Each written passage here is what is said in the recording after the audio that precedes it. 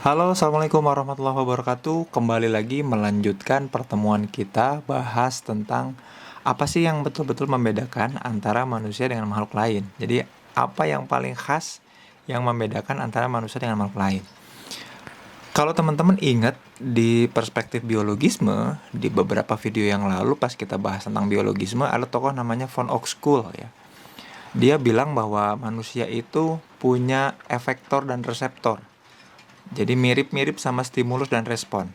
Jadi bisa merespon dari stimulus tertentu. Nah, apa bedanya sama hewan? Kan hewan pun bisa stimulus dan respon ya. Ketika ada stimulus makanan, maka hewan mendekat kan gitu ya. Ketika ada binatang yang berlawanan jenis ya, betina dan jantan, mendekat pula gitu ya. Yang nggak ada bedanya sistem stimulus dan responnya. Tapi apa yang membedakan antara manusia dengan yang lainnya? Ternyata pas di bahasan soal biologisme udah pernah dibahas, ada yang disebut dengan sistem tunda ya. Jadi ada yang disebut dengan sistem tunda. Kemampuan manusia untuk tidak menyegerakan merespon. Saya ulang lagi ya. Ada yang namanya sistem tunda, yaitu ketika ada sebuah stimulus, manusia itu bisa punya kendali untuk menunda. Namanya sistem tunda.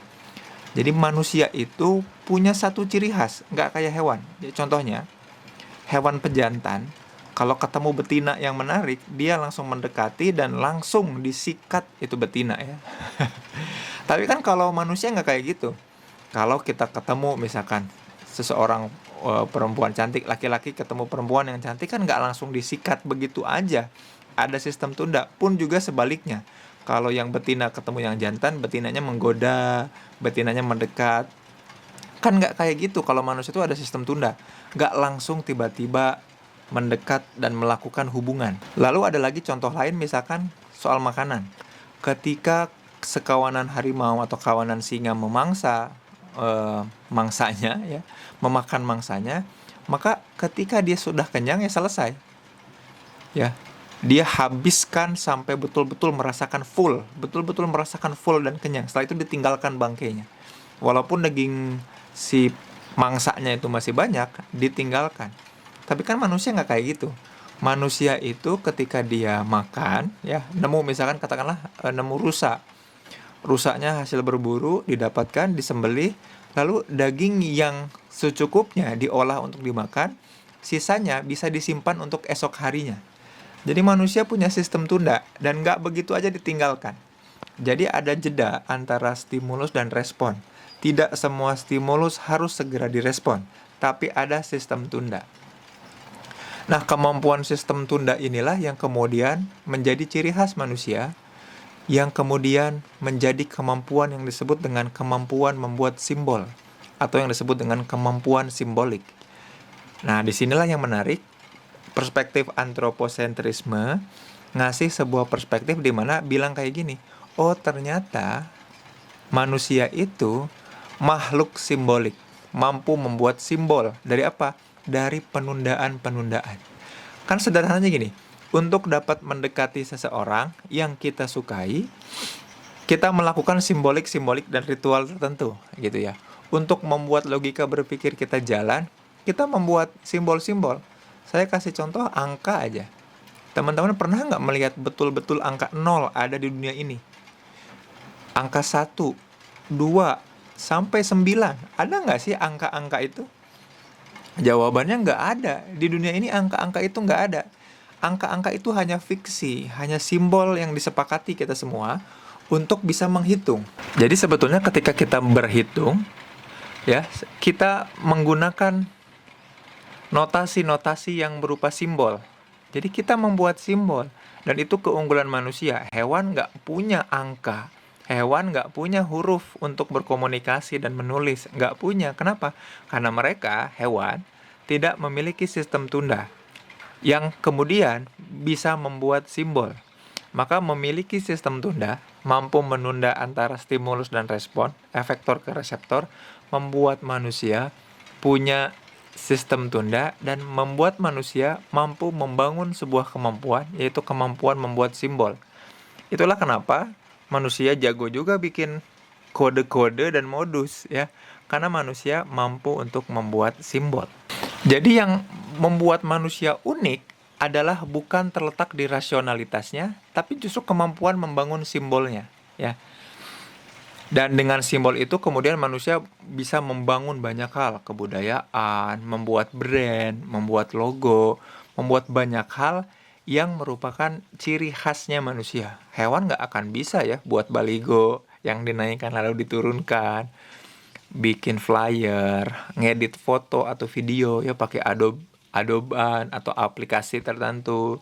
Nggak bisa membuat program untuk orang berjoget-joget ria seperti TikTok. Nggak bisa membuat platform kayak gini nih supaya kita bisa belajar online lewat video di YouTube. Kan nggak bisa. Nah, melalui kemampuan membangun simbol, manusia kemudian membangun kebudayaannya.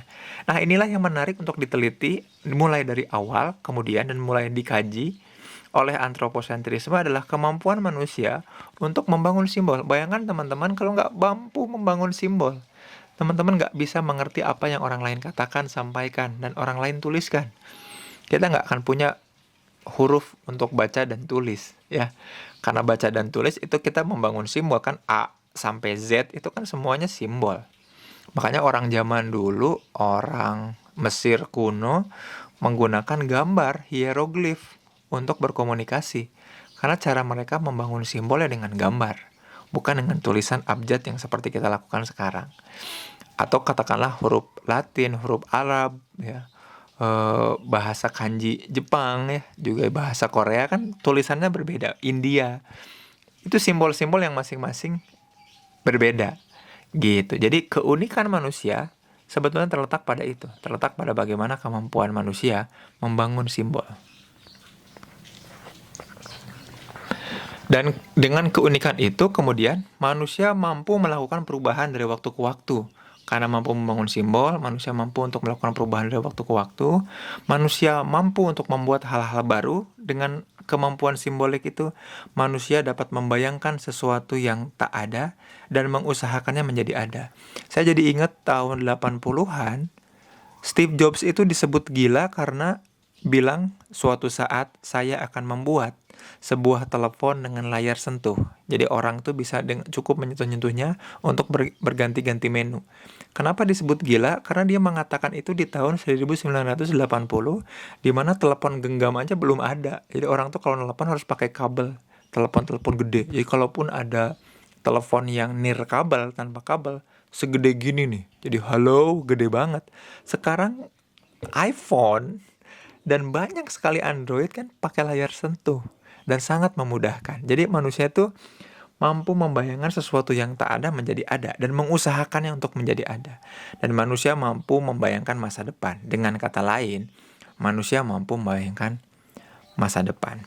Atau selain membuat sesuatu yang baru, manusia juga mampu mengubah sesuatu yang sudah jadi sesuatu yang lain. Intinya gini, man transcend the real into possible. Di pertemuan ini, teman-teman sedang belajar manusia adalah makhluk simbolik.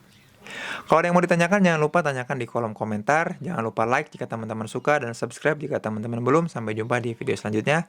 Assalamualaikum warahmatullahi wabarakatuh.